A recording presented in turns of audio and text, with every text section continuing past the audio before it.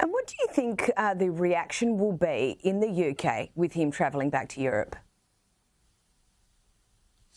I think so far as he doesn't step foot in the UK, I think most people will not be bothered, to put it bluntly. I think there will be obviously some disappointment around the fact that he's not coming for the Queen's one-year anniversary of her funeral. That's really going to be a very sad moment.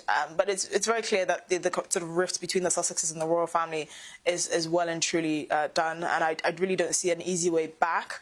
But most people are just getting on with their lives. They're not really that bothered about the Sussexes. They're expecting some sort of, Netflix documentary or some sort of a further foray into the world of Hollywood and of production and, of charity work. But that's really the extent to which people are interested in anything that the Sussexes have to do. Now, Esther, there's always keen eyes watching public figures, and someone has apparently noticed that Harry's hair looked different in Singapore to a recent photo shoot. Tell me it's just the lighting. Unfortunately, it's not just the lighting.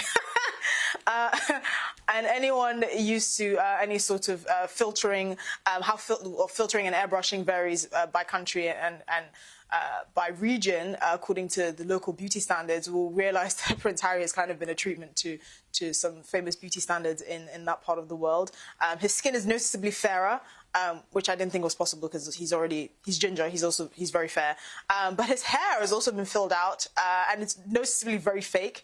You can see quite obviously the airbrushing at the top. He kind of looks ridiculous. I'm not sure he was behind this. I'm pretty sure he didn't ask for this because he does look a bit like a caricature.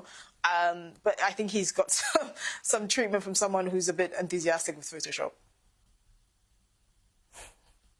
Now on to Princess Kate. We understand she's attended some fancy 24-hour rave party. Now, can you please run us through the details of this? Yes, so she attended a rave at the estate of some lesser Norfolk royals, Rose Hanbury and her husband David. And apparently this is her first rave that she's ever attended that we know of in the public eye. But she did have a lot of fun. She was ordering spicy margaritas and enjoying affogatos, which is a coffee-based ice cream dessert. And she chose to eat at the nearby restaurant and apparently tipped staff £700. So she's a very generous tipper. She looked like she had a lot of fun. She was in flats, she wasn't in heels, she wasn't dressed like the polished royal that we're used to. And it looked like she had a good time. Apparently, the nobility scene in Norfolk, in that part of the country, are called turnip toffs, which I thoroughly enjoyed finding out about because I'm sure that's a term of endearment amongst themselves. But the royal family in particular, William has had close ties to the Norfolk estate for a while. It was a gift, obviously, to Kate and William after their wedding in 2011 by the Queen. So they've always had this sort of relationship with Rose and her husband David, and Rose is around the same age as Catherine as well. So they've always had a close relationship in that way, and it looks like, Princess Kate is just letting her hair down. And so she should. We understand that someone has snapped a photo and that's already making the rounds. But we do understand also that Princess Kate and the host, Rose Hanbury, fell out at some stage, but apparently they're back friendly again. Yeah, so these are obviously reports dating back to 2019 where apparently Rose and Kate had a bit of a falling out. So Rose, who was actually signed to Kate Moss's modelling agency, Storm, apparently she had friends in that agency that said that Kate and Rose had fallen out because apparently Rose was stealing her shine amongst the Norfolk nobility scene. I'm not really sure how true those rumours were, but it looks like they're still as close friends as ever.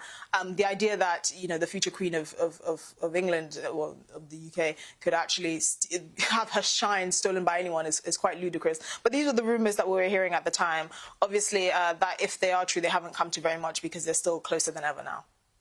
Now, Esther, what's this story breaking over the weekend about King Charles calling an urgent meeting with Camilla and the Prince and Princess of Wales? It's been reported in a few outlets. Yes. What's it all about? Yeah, so apparently this is fairly breaking news. The King has called a summit with, his wife and the next in line to the throne.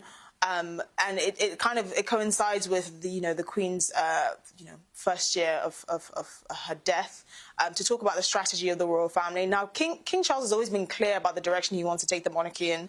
He's always wanted to slim it down, and he's wanted to focus on core initiatives. And I think he's given a bit more autonomy to the likes of Kate to pursue projects and initiatives that she's very passionate about. Now, we don't actually know the details of this summit, but given that it's almost 1 year since his mother, the Queen, passed on, it is understandable that he wants to know where everything stands. I'm sure he's had a few ideas about where to take the royal family, and obviously the topic of the Sussexes and Prince Andrew would have likely come up as it is the long-standing headache of the royal family. But at the moment, we don't know the details just yet.